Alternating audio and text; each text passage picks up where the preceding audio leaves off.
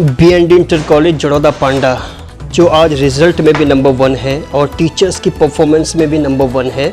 और अगर यहाँ बात करें प्रिंसिपलशिप की, जो प्रिंसिपल हमारे बराबर में बैठे हैं उन्होंने भी बहुत अच्छा किरदार यहाँ पर निभाया है। चूँकि किसी भी कॉलेज के लिए प्रिंसिपल की बहुत इंपॉर्टेंट भूमिका होती है और उस भूमिका को कभी भी नज़रअंदाज नहीं किया जा सकता। प्रिंसिपल वो शख्सियत होती है जो कमांड करते हैं अपने टीचर्स को और जो वॉच करते हैं सभी टीचर्स को और स्टूडेंट्स को, और रिज़ल्ट का जो क्रिएशन है, जो जनरेशन है रिजल्ट का, वो कहीं ना कहीं प्रिंसिपल ऑफिस से ही कमांड होता है।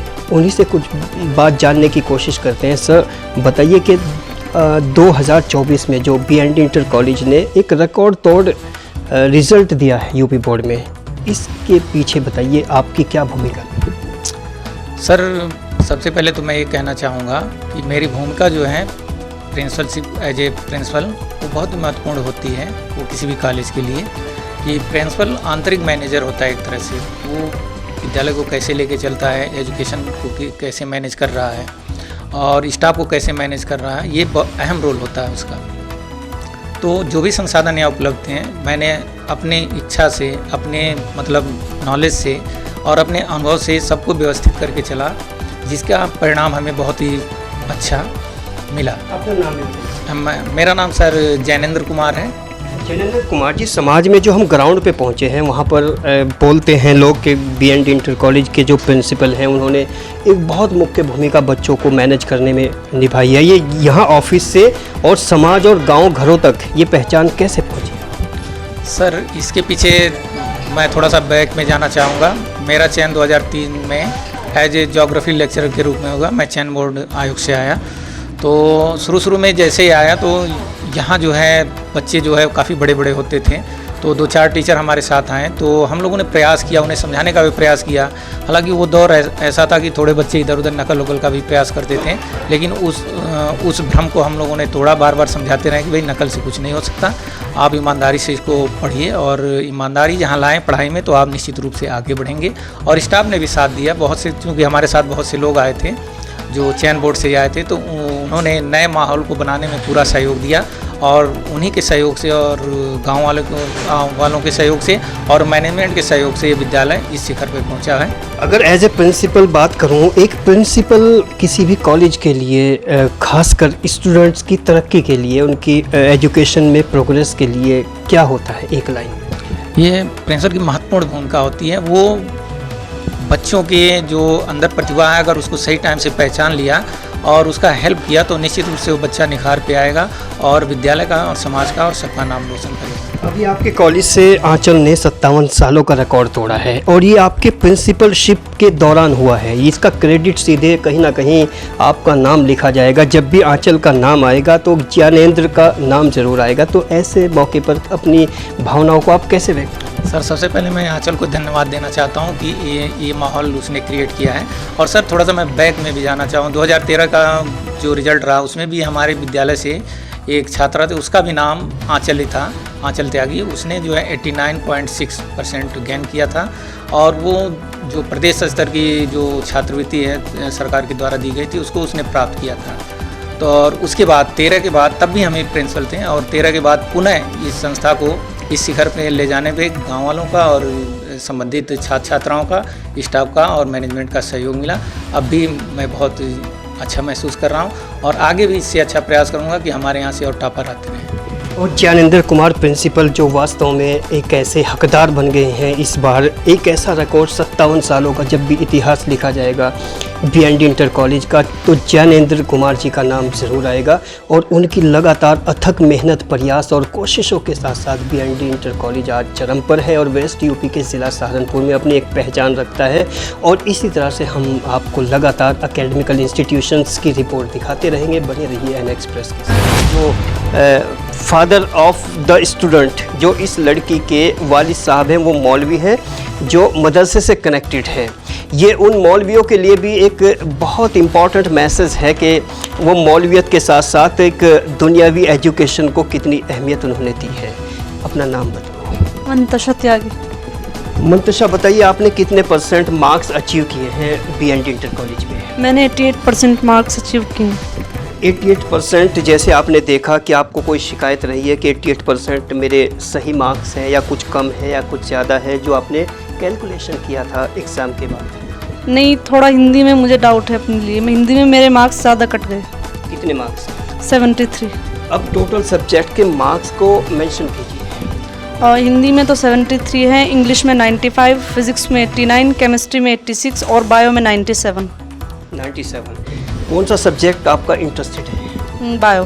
बायो। ये बायो में जो इंटरेस्ट आपका जनरेट हुआ है, ये अभी 11th में आने के बाद हुआ या पहले से ही इंटरेस्ट? 11th में आने के बाद।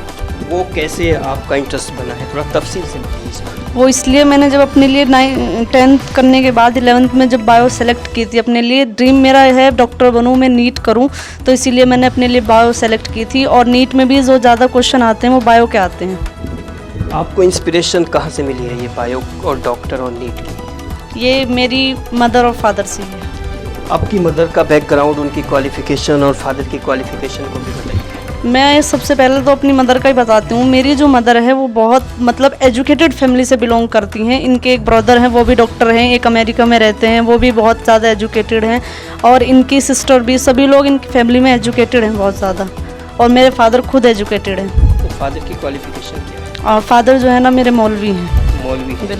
कहते हैं कि मौलवी ज़्यादा लड़कियों को कॉलेज में नहीं पढ़ाते, लेकिन ये कैसा करिश्मा हुआ है कि आप 12th है वो भी टॉप कर दिया, आगे भी आपका एक टारगेट है जो मौलवी साहब ने फिक्स किया है, तो इस पर रोशनी करिए। मैं आपको बता दूं कि मेरे पेरेंट्स ने, मेरी अम्मी और अब्बा ने कभी भी मेरे को डिमोटिवेट कभी नहीं किया कि मतलब पढ़ो नहीं, यानी हमेशा जो है ना हौसला बढ़ाया है मेरा। और हमेशा हर तरह से मेरी हेल्प की है, हर तरह से, पैसे से, मतलब ट्यूशन से। मैं अकेली लड़की थी जो रात में ट्यूशन पढ़ के आती थी, और कभी भी मतलब पेरेंट्स ने हौसला नहीं तोड़ा। और इसी तरह से मैंने भी अपने पेरेंट्स का कभी भी मान नहीं तोड़ा। उन टीचर्स की अब बात करते हैं BND कॉलेज में, जो टीचर्स आपको सबसे ज़्यादा इम्प्रेस, मोटिवेटेड और इंस्पायर्ड करके गए हैं सब्जेक्ट को लेकर। सबसे पहले तो मैं अपने class teacher mister Devendra Kumar को ही इस चीज़ का वो दूंगी, क्योंकि वो मतलब बहुत अच्छे टीचर थे और बहुत ज़्यादा फेवर करते थे मेरे। और अब भी हैं, अच्छे टीचर हैं, वो बहुत ज़्यादा फेवर भी करते थे और बहुत हेल्प करते थे मेरी।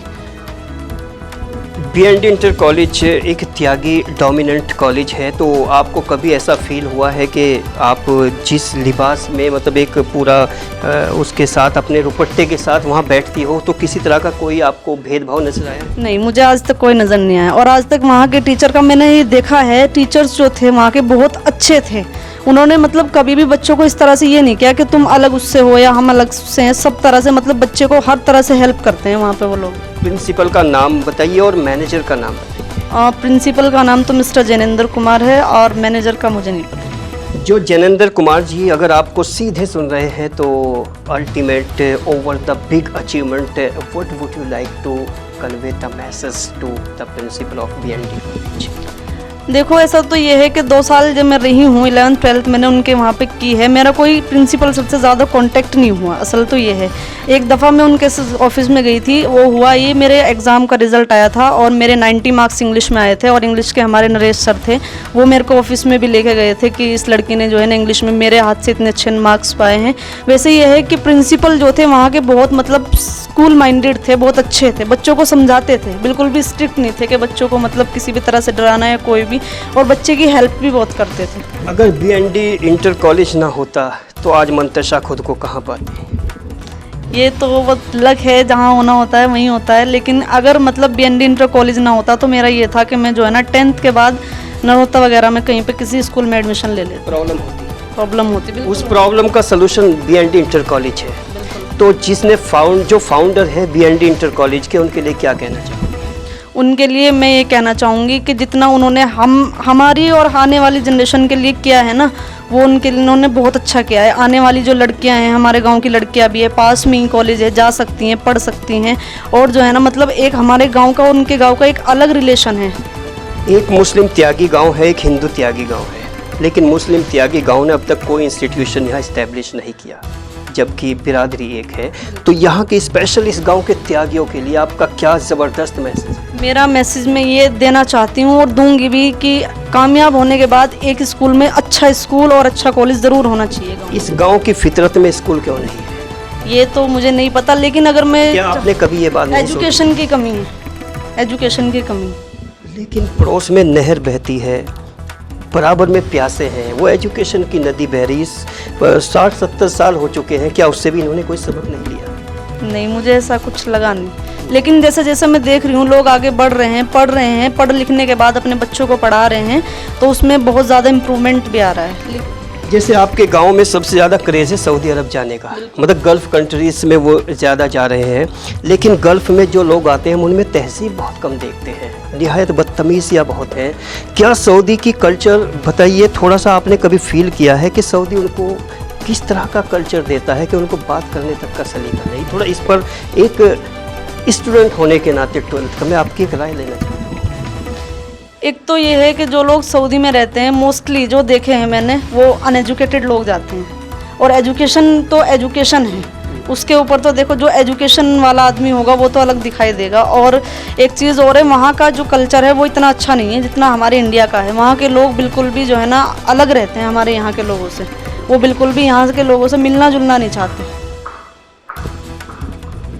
चलते चलते हाँ सेकंड भाई भी बैठे हैं, और हम अपने दर्शकों को बता दें ये बहन ये भाई दोनों एक ही कॉलेज में पढ़ते हैं, और बहन के परसेंट कितनी बताई थी? 88%। 88% मार्क्स है। अब भाई से पूछते हैं परसेंटेज बताइए, नाम बताइए।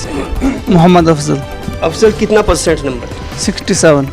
और स्ट्रीम क्या थी आपके पास? पीसीबी थी। और बहन के पास भी पीसीबी। तो आप पीछे कैसे रह गए?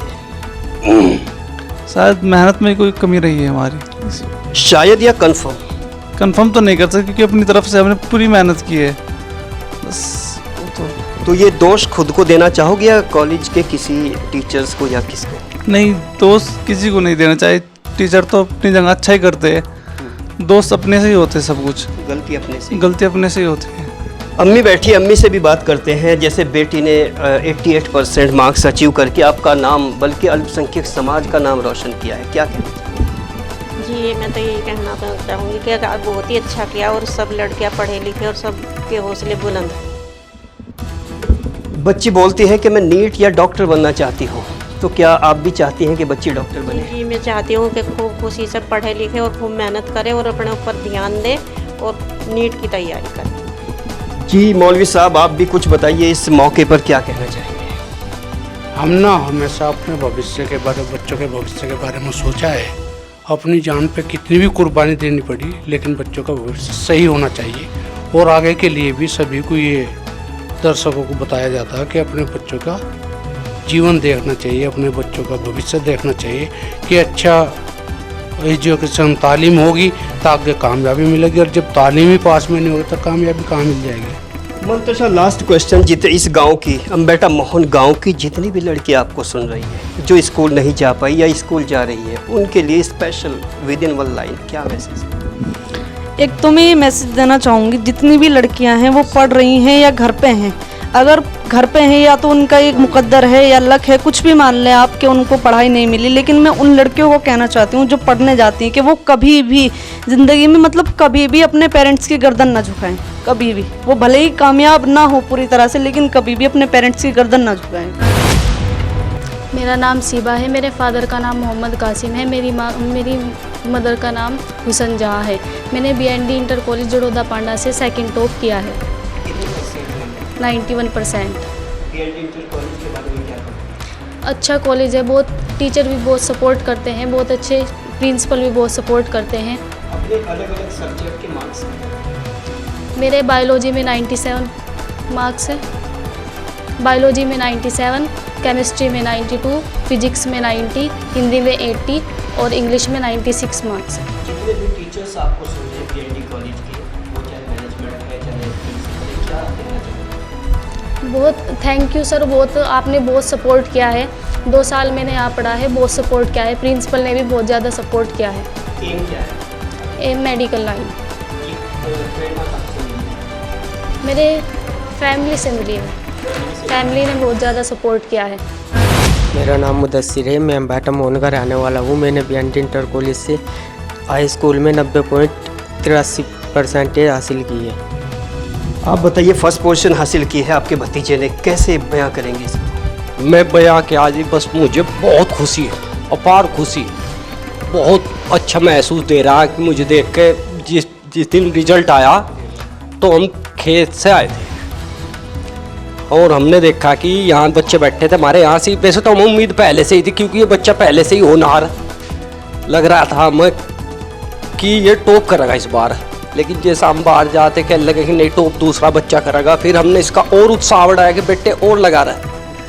और हमने जो है स्कूल के स्टाफ से भी, हम इनके पापा जी भी और हम भी जैसा जाते, मैं भी एक टीचर हूँ, वहाँ हम जाकर बातचीत कर रहे थे। मैं कहते मैं प्राथमिक विद्यालय सिजूड़ में टीचर हूँ, तो हम उनसे बात कर रहे थे तो हमें यही बात बताए थे कि आपका बच्चा जो है, आपका भतीजा है ये इस बार पूरे चांस है कि ये BND कॉलेज में टॉप करेगा स्कूल से। कौन से सब्जेक्ट में इंटरेस्ट था? साइंस।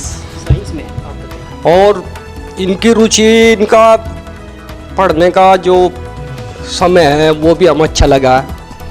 और वो क्या है कि ये सुबह ही 4 बजे उठ गए ये हमारा भतीजा, ठीक जी।